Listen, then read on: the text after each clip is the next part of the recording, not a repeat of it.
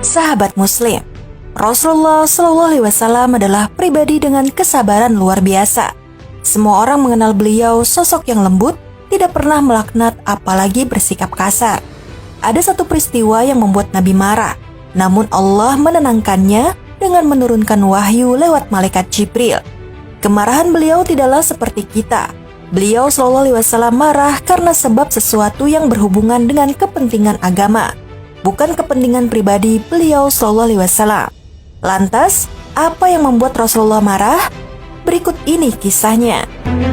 Sahabat Muslim, dikisahkan dalam Sirah Nabawiyah, ketika Rasulullah hijrah ke Madinah, semua orang menyambut hangat beliau SAW, termasuk kaum Ansor atau penduduk Madinah, dan kaum Yahudi yang bermukim di Madinah. Kedatangan beliau sangat menguntungkan perdagangan kaum Yahudi. Namun belakangan, orang-orang Yahudi tidak rela melihat kaum muslimin bertambah sejahtera dan Islam semakin menguat, apalagi setelah mendengar seorang nabi yang bukan dari bangsa mereka sendiri. Dalam sejarahnya, meskipun kelahiran akan Nabi Muhammad SAW sebagai nabi akhir zaman telah diceritakan bahkan sejak nabi-nabi terdahulu, namun kaum Yahudi enggan mengikuti ajaran Muhammad SAW. Kaum Yahudi merasa tersaingi dan merasa lebih senior dibandingkan Rasulullah dan ajaran yang dibawanya. Mereka tidak mau beriman kepada Rasulullah karena sifat hasad dan dengki yang mereka miliki. Rasulullah SAW merupakan keturunan Nabi Ismail dan bukan keturunan Nabi Ishak alaihissalam. Sedangkan kaum Yahudi berprasangka Nabi akhir zaman adalah keturunan Nabi Ishak dan Nabi Yakub alaihissalam. Suatu hari, orang-orang Yahudi Madinah terkejut ketika mendengar seorang pendeta Yahudi bernama Abdullah bin Salam memeluk Islam. Setelah memeluk Islam, Abdullah bin Salam mengajak keluarganya untuk turut serta. Namun, ia masih merahasiakan keislamannya kepada teman-teman Yahudinya.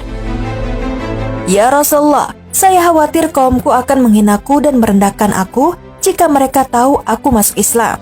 Demikian kata Abdullah kepada Rasulullah. "Sudikah kiranya Anda menanyakan tentang saya kepada kaum saya?" Rasulullah pun mengabulkan permintaan itu. Kemudian beliau SAW menanyakan kepada orang Yahudi mengenai pendapat mereka tentang Abdullah bin Salam. Ternyata orang-orang Yahudi berkata yang baik-baik tentang Abdullah bin Salam. "Dia pemimpin kami, pendeta kami, dan cendekiawan kami." Mendengar itu, Abdullah bin Salam pun keluar menemui kaumnya dan berkata, "Aku telah memeluk Islam. Kalau kalian menganggapku sebagai pemimpin, pendeta, dan cendekiawan, kalian bisa mempercayaiku bahwa sungguh agama yang dibawa Rasulullah adalah agama yang benar." Kemudian setelah Abdullah bin Salam memberitahu keislamannya, wajah orang-orang Yahudi menjadi pucat karena begitu terkejut atas berita tersebut. Sesaat, tidak seorang pun yang bicara. Mereka menanggapi Abdullah bin Salam dengan marah. "Kamu pasti sudah dihinggapi kegilaan dengan meninggalkan agama kita." Setelah itu, kata-kata kotor dan tidak baik mulai mereka lontarkan. Abdullah bin Salam dicaci dengan berbagai fitnah dan diumpat dengan kata-kata yang amat kasar. Sejak saat itu, kaum Yahudi mulai bersepakat untuk menghancurkan Islam. Sebelum Rasulullah diutus, orang-orang Yahudi sudah mengetahui dari Taurat bahwa dalam waktu dekat akan ada seorang nabi yang diutus Allah. Namun, mereka menduga bahwa nabi itu akan lahir dari kalangan Yahudi. Beberapa pemimpin Yahudi mendatangi Rasulullah dan bertanya dengan congkak, "Hai Muhammad, Allah yang telah menciptakan segenap makhluk, lalu siapa yang menciptakan Allah?"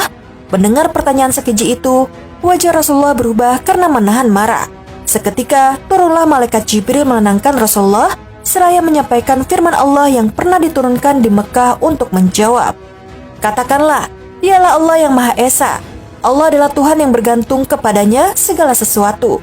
Dia tidak beranak dan tidak pula diperanakan, dan tidak ada seorang pun yang setara dengan Dia." Quran Surat Al-Ikhlas ayat 1-4.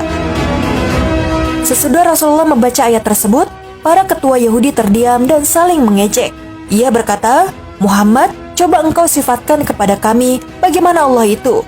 Berapa hasta tingginya, bagaimana lengannya, bagaimana?" Sudah tentu Rasulullah menjadi sangat marah, lebih marah daripada yang pertama. Namun, Jibril kembali turun memadamkan rasa marah Rasulullah sambil menyampaikan firman Allah untuk menjawab pertanyaan lancang itu. Dan mereka tidak mengagungkan Allah dengan pengagungan yang semestinya, padahal bumi seluruhnya dalam genggamannya pada hari kiamat, dan langit digulung dengan tangan kanannya. Maha suci Tuhan dan maha tinggi Dia. dari apa yang mereka persekutukan. Quran Surat Az-Zumar ayat 67.